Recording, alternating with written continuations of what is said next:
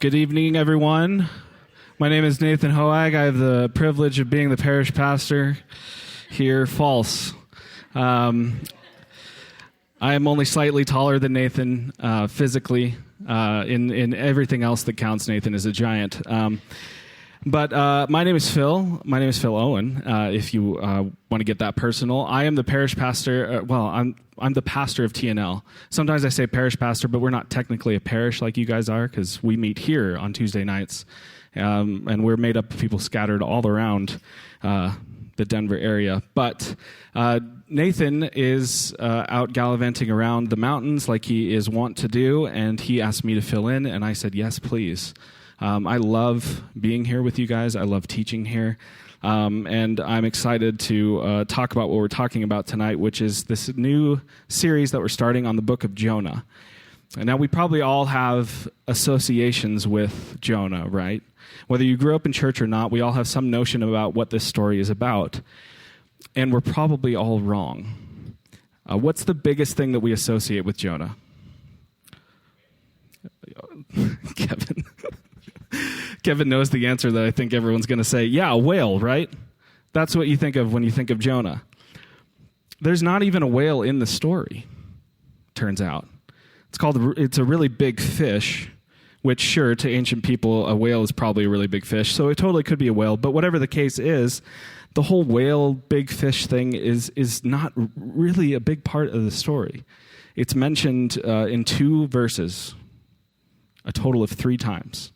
It's a really minor part of the story. Saying that Jonah is about a guy that got swallowed by a whale and lived to tell about it is like saying Stranger Things is about a show about a girl that likes to eat Eggo waffles. You're not wrong, but you're not right. The book of Jonah is an amazing story that reveals deep truths about the world. And it is almost certainly a fictional story. It's not history. And I should say it's historical fiction. From the best of our knowledge, Jonah was a prophet in Israel. We know this from him being mentioned in a book called 2 Kings, which is one of the books that chronicles the kingdom of Israel's history. We're told that Jonah was an actual prophet who served under the king named Jeroboam II, which means there was a guy that was named Jeroboam I and thought, this is such a good name. So this means that Jonah was active sometime between 796 BC and 753 BC, which was just a little bit of time ago. Based on some of the language and details that are used and sometimes suspiciously not used in the story, scholars' best guess is that the book of Jonah was written between 600 and 300 BC, which is a big range, but it's at least more than 100 years later than historical Jonah. There's a number of reasons why we think, in addition to what I just said, that Jonah is most likely historical fiction. But first, I want to be clear and I want to affirm that we believe in miraculous things. We believe, ultimately, in some way, God manifested himself in history in the person of Jesus and lived a history-altering life, was killed and resurrected. And in that light, a guy being swallowed by a big fish or a whale and living 3 days inside of it, isn't that nuts, is it? Some people write the book off completely on those grounds alone, on the whole whale, big fish, guy being eaten thing. And while I want to be clear, it's not plausible for someone to be eaten by a fish and live 3 days and come out and be able to tell everyone about it. That's not the reason why this story is most likely historical fiction. As I said before, there's some key details missing around when this is supposed to have taken place that's present in other prophetical and historical writings in the Bible. There's no historical record outside of the Bible of one of the major plot points that happens in Jonah, which is namely the city and king of Nineveh repenting and converting to worship God. If that actually happened, there would certainly be a historical record of it because, well, you'll find out later. It would have changed history as we know it completely. Finally, this is most likely a story because it is a fictional story because it's full of parody and satire and comedy. It's really well crafted.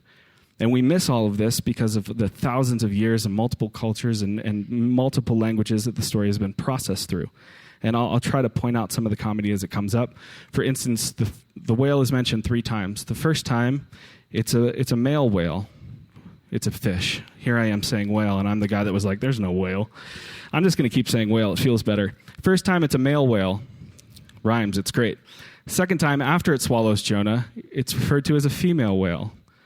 Third time, after the whale vomits Jonah, guess what? Back to a male whale. It's just kind of silly. It's like the whale became pregnant with Jonah. Listen, comedy was hard to come by back then. This would have made those people just roll on the floor laughing. It's fine. So now this might be the first time that you've heard someone in my position say that something in the Bible isn't literally 100% true, but is instead historical fiction. And in that case, you might be wondering, well, why on earth do you think it's in the Bible then if it's just a story and didn't actually happen? Well, it turns out the Bible is full of both historical and fictional stories. Stories captivate us like nothing else does. We were made for stories. Stories are powerful ways to convey truth of reality. And Jesus used stories all the time. One of my favorite stories that Jesus tells is the story or the parable of the prodigal son, which I taught on a few weeks ago. That story had and continues to have a big impact on my life, but it didn't literally happen. It's a parable that Jesus tells, and yet the fact that it didn't actually happen doesn't make it any less impactful, does it? It doesn't for me. Because stories, even fictional stories, can be powerful ways of revealing the truth of reality. Jesus' use of storytelling was an example of him following a long tradition of storytelling, a tradition that includes this story of Jonah that we're going to be looking at. Jonah is an example of a Jewish parable with a pretty compelling and surprising message. Now, before we get into this story, if that upsets you that I said that it is a fictional story, you can direct your comments and questions and complaints to nathan@thesacredgrace.com. Okay, so Jonah is a story about God's radically inclusive and universally available love and grace. It is a warning against nationalism and racism, and it teaches us how we're to treat everyone, not just our people. It's actually a very incredibly complex and complicated story that contains multiple really important themes. I was originally assigned by Nathan to cover all of chapter 1 tonight, and there's frankly so much to talk about there that I'm only going to get through the first 3 verses. So when he comes back next week, he'll have to pick up the slack. Sorry, Nathan. He knows. I already told him. I already admitted it. It's fine. So let's actually get into the story now. All of that intro, here we go. Jonah, chapter 1, verses 1 through 3. One day long ago, God's word came to Jonah, Amitai's son. Up on your feet and on your way to the big city of Nineveh. Preach to them. They're in a bad way, and I can't ignore it any longer. But Jonah got up and went the other direction to Tarshish, running away from God. He went down to the port of Joppa and found a ship headed for Tarshish.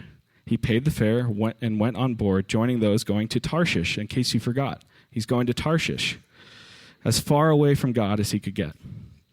Now, even we see that there's something weird going on here, because Tarshish sounds like a made-up word, and he just keeps saying it over and over and over again. They would have known from many of the details of just these 3 verses that something weird is going on with this story. First of all, we have Jonah. Jonah is a prophet. Prophets were the heroes of this time. Prophets were people used by God to hold the leadership and people of Israel accountable. They were the ones who could be counted on to speak the truth, especially when the king wasn't. The original audience of the story would have recognized Jonah's name immediately, again, from that passage in 2 Kings that I talked about before. They would have recognized him as the obscure prophet who predicted that Israel would extend its borders out, taking land back from its enemies. And they did. And that is basically all that is known about historical Jonah, that he predicted that Israel would expand its borders by taking land from its enemies. So, through hundreds of years of reading this story, Jonah became a symbol of Israel's nationalism and their military might and their aggression, you could say. That's what the original audience would have immediately been thinking about when they heard the name Jonah. The next weird thing is that God tells Jonah to go to Nineveh. Now, this would have raised eyebrows immediately. Prophets were really never sent to foreign kingdoms. They were only sent internally to the various kings of Israel, relaying messages from God to the people or to the kings themselves. They would often speak about foreign countries or foreign rulers, but they were never sent to speak directly to them. So this is already really strange. On top of that, Nineveh was the capital of the Neo-Assyrian Empire at this time. And the Neo-Assyrian Empire was one of the most brutal in history. They were notorious for atrocities that are honestly too horrific to describe. It was really surprising reading through what they were famous for this week, and I was going to describe them to you, and then I thought, I'm just not going to do that. So if you're very interested, you can go look it up. But suffice it to say, it was a regular habit of theirs to conquer people by killing most of the population in brutal and humiliating ways, and then deporting the rest of the population to another city. All of this in an attempt to obliterate the conquered people's culture. And that's exactly what happened to Israel just 30 to 70 years after the story of Jonah takes place. This is one of the reasons why we think it's probably historical fiction, because if Nineveh had turned from their atrocities and horrific lifestyle and converted, they probably wouldn't have destroyed Israel just a few decades later. In 720 BC, the Neo-Assyrian army destroys Israel and deports all of its inhabitants that live through the siege, which is like 120 years. 720 BC is still 120 years before the story of Jonah is written. So for the original audience hearing this story, there's a lot of irony in God sending Jonah, the symbol of Hebrew nationalism and military victory, to Israel's greatest enemy that completely decimated it. This is like someone writing a story about a Jewish person being sent to Berlin to talk to Hitler at the height of Nazi power in the 1940s. Us reading that today, we know the premise of all of that's a futile mission. And we're told in this story that Jonah doesn't go to Nineveh. He gets on a boat to head to Tarshish. Because who wouldn't want to go to a place called Tarshish? Tarshish is in modern-day Spain, and it was the edge of the known world at this time. It was, in his mind, literally the farthest place Jonah could go to get away from what God just asked him to do. So right off the bat, we have this weird story about God sending a prophet to a foreign enemy, and instead of obeying, like prophets always do, this prophet instead starts heading the opposite direction to the edge of the world. That's weird. Also, I've alluded to this a little bit. Notice all the details that were given in that opening little bit. But Jonah got up and went the other direction to Tarshish, running away from God. He went down to the port of Joppa. He found a ship headed for Tarshish. He paid the fare and went on board, and joining those going to Tarshish, as far away from God as he could get. Do you need all of those details? Do you need to know which port he went to? Do you need to be reminded that he's going to Tarshish like 500 times? It contains all this unnecessary information, but it withholds the most important information. Did you notice what's missing in all of this? This would be like me telling you, so I'm leaving my wife and my kid, I'm leaving my job and my church and my friends, and I'm moving to Hawaii. So my Southwest flight leaves tomorrow, and I'm going to wake up early, and I'm going to call an Uber, and when I get to the airport, I'm going to go through security because I don't want to get arrested, and I'm going to get to my gate, and I'm going to board with boarding group A because I pay for early bird boarding, and then I'm going to move to Hawaii. What are you missing in that story? Why? Why am I doing this ridiculous thing? Why? Why is Jonah doing the exact opposite of what God has asked him to do? There's some possibilities. Maybe he's lazy. I think if that were the case, he probably would have just stayed where he was, not tried to go to the edge of the world to get away from it. Maybe he's worried that Nineveh is going to be a dangerous place because of its reputation. I don't think why he's doing this, because sailing to Tarshish is just as dangerous, as he's soon about to find out. Maybe he's afraid of dying in Nineveh. If you continue reading the story, it doesn't seem like Jonah's afraid of death, because he actually asked the sailors on the boat that's sailing to Tarshish to throw him overboard, basically to kill him. Fear of death doesn't seem to be a problem for Jonah. So what's going on here? Why is he doing this? It's clear that he doesn't trust whatever he thinks God is up to. Maybe he doesn't want to be part of it. Maybe he just believes that it's not the best course of action. Maybe he thinks he knows better. Maybe he just doesn't understand and is scared. So he runs away to the farthest place that he can think to go, to Tarshish. That's what I want to talk about tonight. What is your Tarshish? What do you run to when you're scared, or when things get dark and difficult and when things don't make sense? When you have big unanswered why questions in your life or the world around you that you're seeing. Why, God? Why is this happening? What the hell are you doing? Why do we have all these mass shootings? Why does the world seem so unstable? What do you run to when you feel out of control? Do you get really anxious and try to control everything and everyone around you just to feel some sense of stability? Maybe you numb yourself out with substances or entertainment or pornography or sex or relationships. Maybe it's affirmation from others about the way that you look or the things that you do. Maybe you throw yourself into work to try to distract yourself of how out of control you feel. Or maybe you swing the other way and you throw yourself into religious practices. Maybe you think, God must be really mad at me for this to be happening in my life. So I better get back on track. I better rededicate my life to him, whatever that means. Get back to my quiet time and pray more. I better actually go to church, and maybe I'll even tithe again.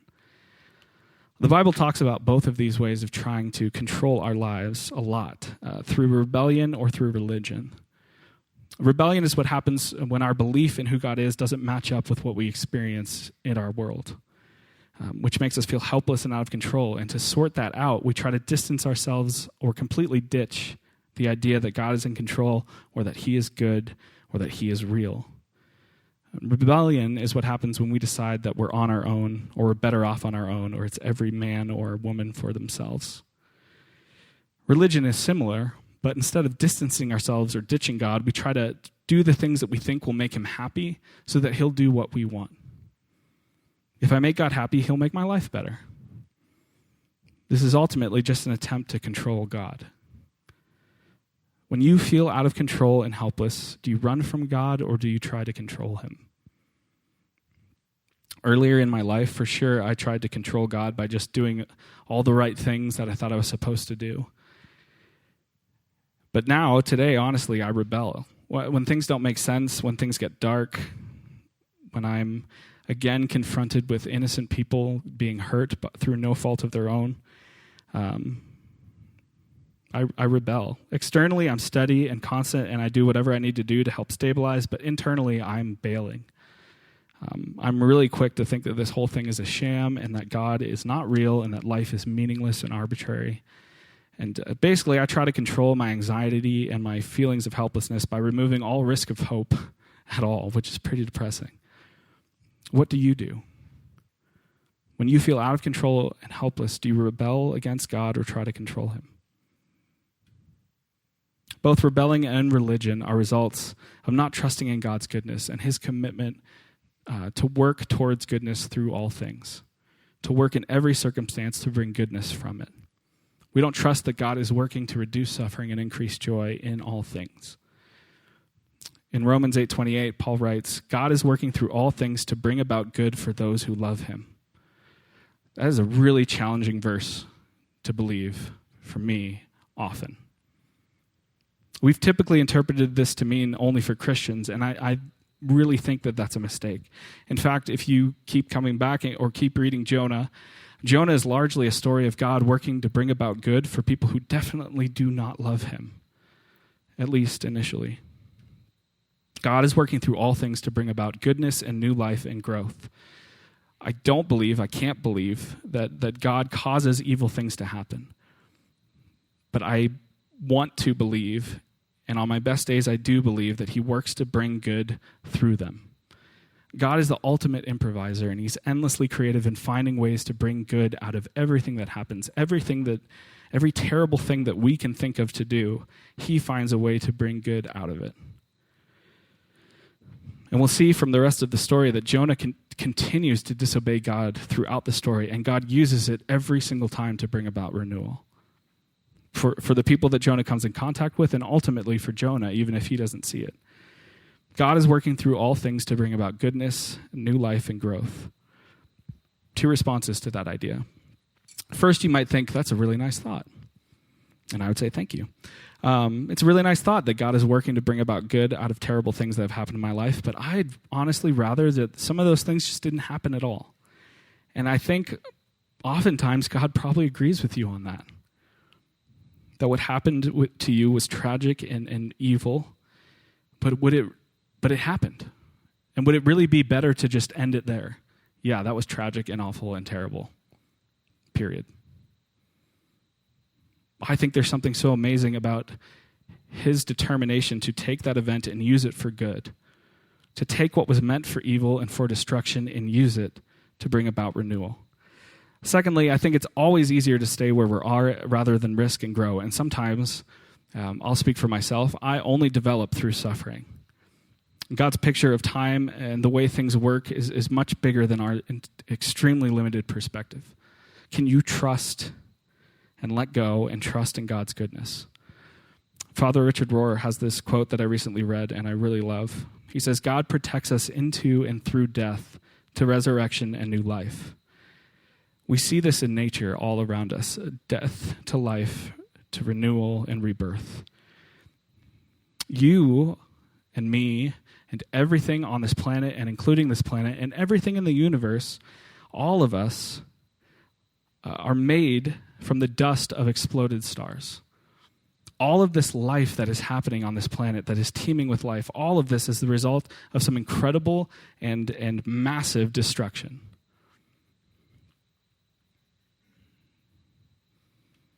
We see death to life happening every year with the renewal of seasons.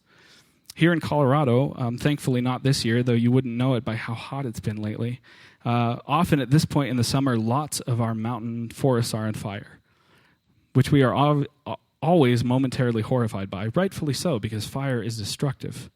But it's also renewing and purifying, and it converts death to new life. Death to life, it's the pattern of the universe. So why are we so surprised when it shows up in our lives? In 1 Peter chapter 4, Peter writes, "Friends, when life gets really difficult, don't jump to the conclusion that God isn't on the job. Instead, be glad that you are in the very thick of what Christ experienced. This is a spiritual refining process with glory just around the corner." I definitely am guilty of this. I do this all the time, which is why I appreciate stories like Jonah. I can relate to him. Doesn't this verse in 1 Peter sound exactly like what Jonah was doing? Jumping to the conclusion that God is asleep at the wheel and getting up and going the opposite way. We will confront many things that feel like death throughout our lives. Death is a necessary part of resurrection.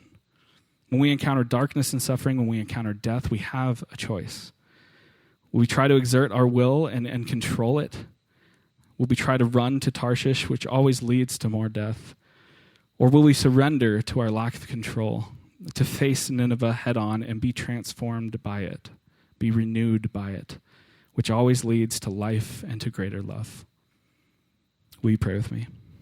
God, thank you for ancient stories that reveal deep truths that don't change throughout time. Thank you for these stories that are just as true about revealing who you are then as they are today. God, I pray that you would teach all of us to learn to trust in your goodness. Maybe chiefly me, because I doubt it so often. God, thank you that you continue to love us even when we run away. Even when we think that we can run somewhere to get away from you and do everything we can to get away from you. Thank you that you come right along with us and never leave us. We love you, God. Amen.